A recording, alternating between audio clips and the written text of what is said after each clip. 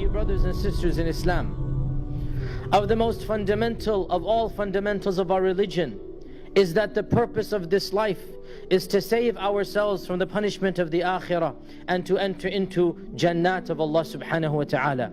As Allah Himself says in the Quran, فَمَنْ زُحْزِحَ عَنِ النَّارِ وَأُدْخِلَ الْجَنَّةَ فَقَدْ فَازَ.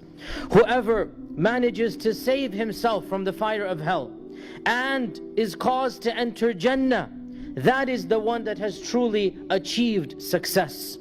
So the real success is to be saved from the ultimate punishment, which is Jahannam, and to enter the ultimate reward, which is Jannah.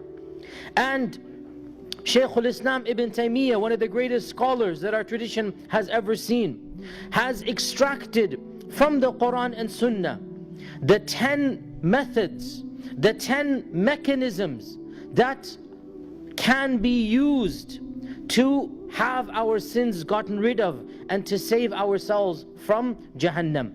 So there are 10 methods, there are 10 mechanisms and ways that can avert from us the fire of hell and allow us to enter Jannah and cause our sins to be forgiven.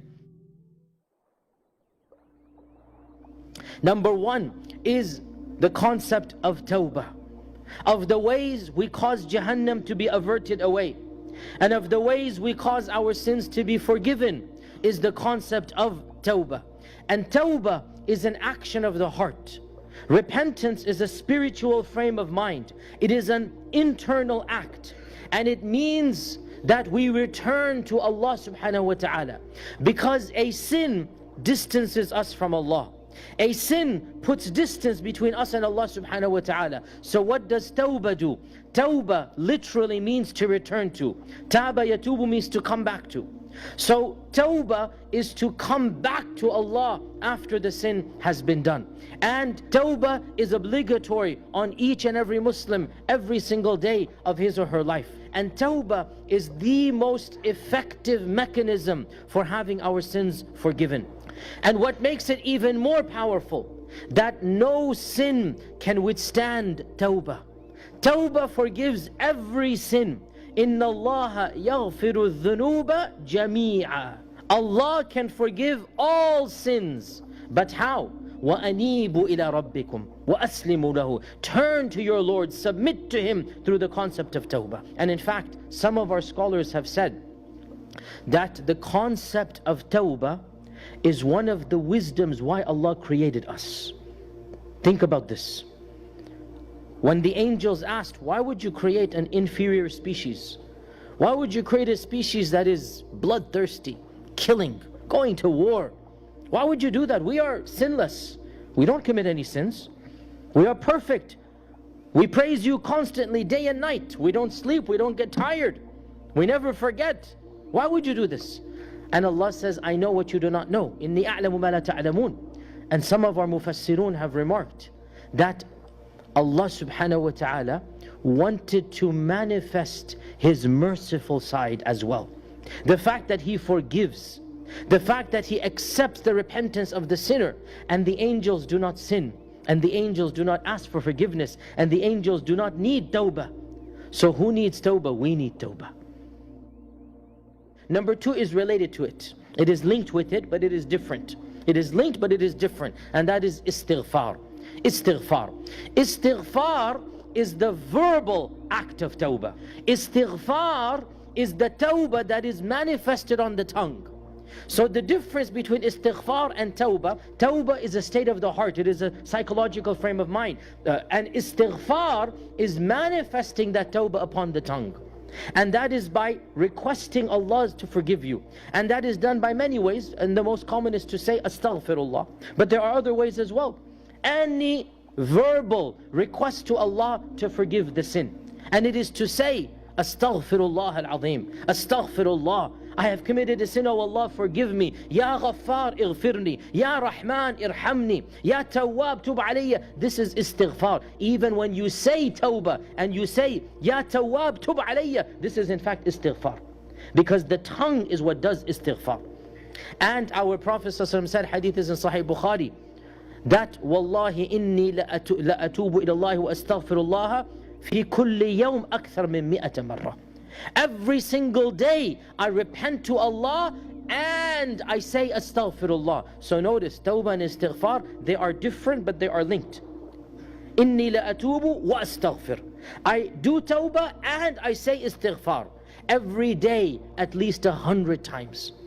So if this is the Prophet ﷺ, then where do I stand? Where do you stand? So of the 10 ways, number 2 now, we should make it a habit, inculcate into our lifestyle. Every day, every night, we should make it a habit to keep on uttering Astaghfirullah, Astaghfirullah, Astaghfirullah. Allah says to the angels, He calls them and He says, I am calling you to witness, to testify that I have forgiven this habitual sinner, slave of mine. He's always committing sins. I have forgiven him. Why? Because he recognizes that he has a Lord whom he has transgressed against, but who forgives sins. So because the servant recognizes who Allah is, and he recognizes how sinful he is, and he recognizes my only hope is istighfar, my only hope is Allah's rahmah, so because of that Allah has forgiven him. Number 3, what else will avert us from Jahannam? Good deeds. Good deeds. Our good deeds expiate our evil deeds. Our good deeds dissolve, dissipate our evil deeds. Once a man came to the Prophet ﷺ and he was in a very penitent state, very sorry state, and he said, Ya Rasulullah, I have committed a major sin. I have done an evil deed. I have seduced a woman and I kissed her. Kissed a woman. He didn't go beyond this. He kissed her. So the Prophet ﷺ said nothing to him. Then the time for salah came and they prayed.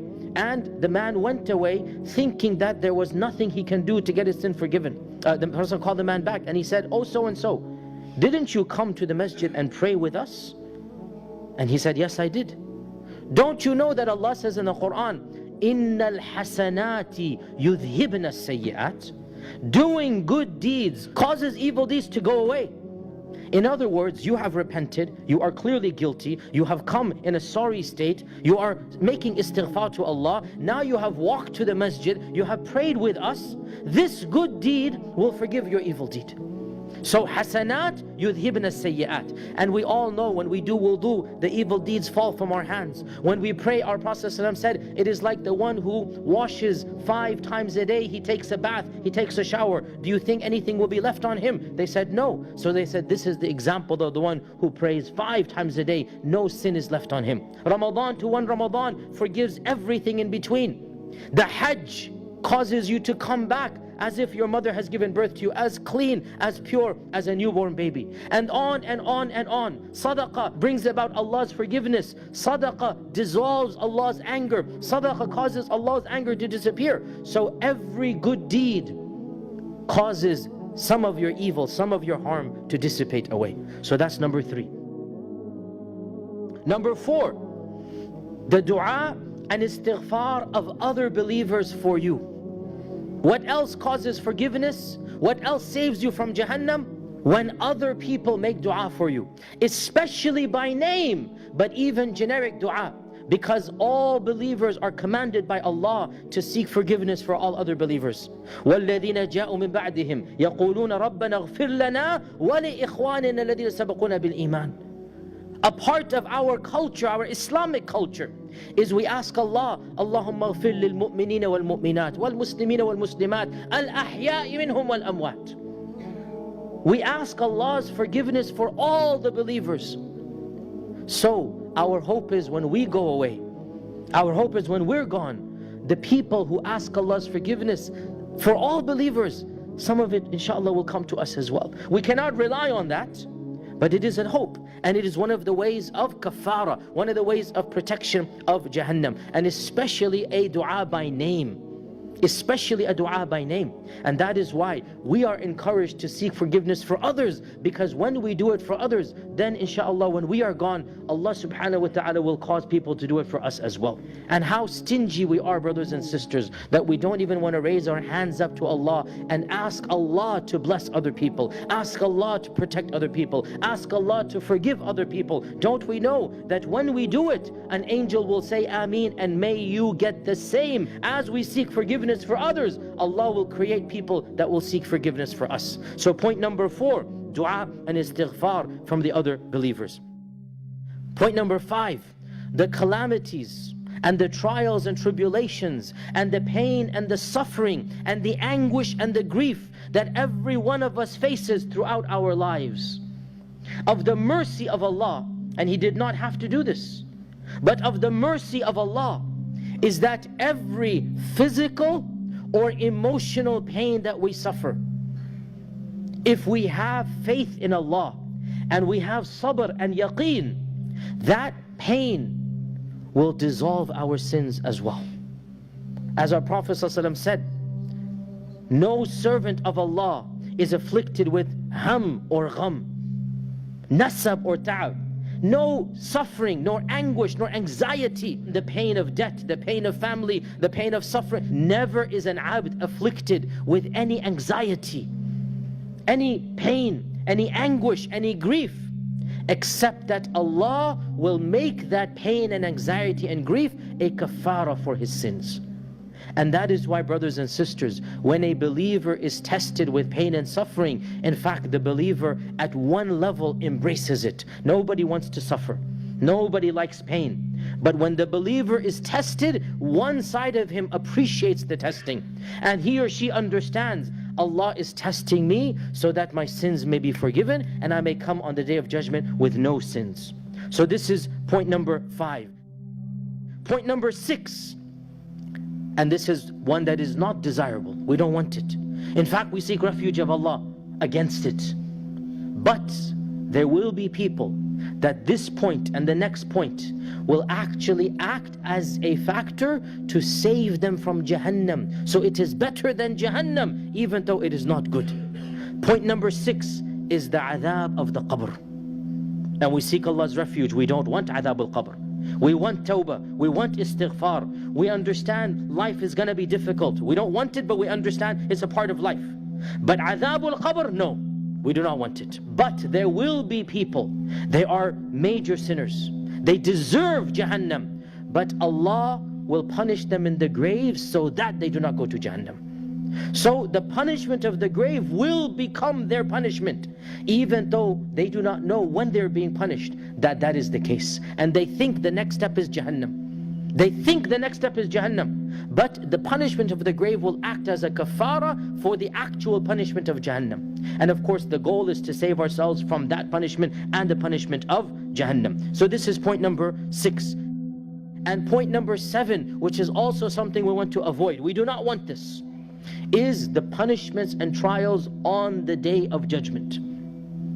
Because the Day of Judgment will not be easy, except for those whom Allah has made it easy for. Some of the Muslims, their sins are many.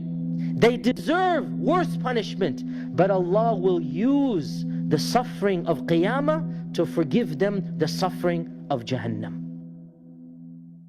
Number 8 are the good deeds that are gifted to the deceased by the living. This also forgives our sins. The good deeds gifted by the living after we have gone away from this world. So a son of ours makes dua for us. A daughter reads Quran and gives it to us. A relative makes dua. A friend remembers us and gives charity in our name because we have benefited. So the more people we benefit when we're alive, the more they will think of us when we are dead. We all know the famous hadith that when a person dies, his amal cuts off, except for sadaqah jariyah, waladun salihin yad'u lah, knowledge that he benefited others by. So we need to maximize spreading our benefit to others, so that when we're gone, people remember, oh, he gave me a loan that day. May Allah Azza wa Jal forgive him. That one word, you do not know how it will help you when you most need it. When you most need it, that word might help you and cause a major sin of yours to be forgiven. You gave charity to the orphan, and the orphan grows up and he remembers, oh Allah, whoever helped me, whoever financed me, make his grave a vast place. That dua coming from the qalb of the yatim, you do not know what will happen. You built a masjid, you financed whatever, all of this will come back and benefit you when you need it the most. And there is a famous hadith that a person will be rising in his qabr, and he will say to Allah subhanahu wa ta'ala, "Oh Allah, where are these good deeds coming from? Well, how am I rising up, getting higher and higher?" And Allah will say, "This is the dua of your son after you. This is the dua of your children after you." So how will this happen? When you raise your children to remember you. When you raise your children as good Muslims, then the dua will come back. So this is number 8. Number 9 is the intercession of the one who has been given the ultimate intercession of the human beings, and that is our Habib and Mustafa, the Prophet Muhammad sallallahu alaihi wasallam. The shafa'ah of the Prophet sallallahu alaihi wasallam, we cannot know if we're going to get it, but our dua is, "Oh Allah, make me amongst those whom the Prophet sallallahu alaihi wasallam makes shafa'ah for." That shafa'ah, whoever gets it, is going to Jannah. So we ask Allah subhanahu wa ta'ala to give us that shafa'ah. And after the adhan, what dua do we make? Allahumma rabba hadihi da'wati tamma was salat al-qa'ima ati Muhammadan al-wasilata wal-fadila wa ba'athhu maqaman mahmudan alladhi wa'adta. The maqam al-mahmud is the maqam of shafa'ah. And our Prophet ﷺ said, whoever makes this dua sincerely from the heart, then I shall be his shafi' on the Day of Judgment. So that is why we make dua to Allah, that, "Oh Allah, make us of those whom the shafa'ah of the Prophet ﷺ reaches." This is number 9. And number 10, and the last of them, and definitely not the least of them, is the pure, undeserved rahmah of Allah subhanahu wa ta'ala that He gives to whomever He chooses. Because there will be many, many, many people beyond count who deserve Jahannam, but Allah's mercy, وَرَحْمَتِي وَسِعَتْ كُلَّ شَيْءٍ, Allah's mercy encompasses everything. Our Prophet ﷺ said, when Allah created the creation, He divided mercy into 100 parts, and one part He blessed this dunya in. And that is why people are merciful to another, and the mother animal will be merciful to its child. All the mercy of humanity, of the khalq, from the beginning of time up until the end of time, is one. And our Prophet ﷺ said, and Allah has stored 99 to use on Yawm al-Qiyamah. That is Allah's rahmah. We don't know who it will come to, but we ask Allah. We make dua to Allah, the pure rahmah of Allah. We don't deserve it. We haven't earned it, but Allah is Rahman, Allah is Rahim, Allah is the one who forgives, and Allah is the one who grants, even though we do not deserve it. All we can do is to strive, to try, to make dua to Allah subhanahu wa ta'ala. These are the 10 ways. May Allah subhanahu wa ta'ala make us of those who are saved from Jahannam and enter Jannah. Barakallahu li wa lakum fi al-Qur'an al-Azim wa nafa'ani wa iyyakum bima fihi min ayati wa dhikr al-hakim. Aqulu ma tasma'un wa astaghfirullah al-Azim li wa lakum wa li sa'il muslimin kulli dhanbin fastaghfiruhu innahu huwal ghafurur rahim.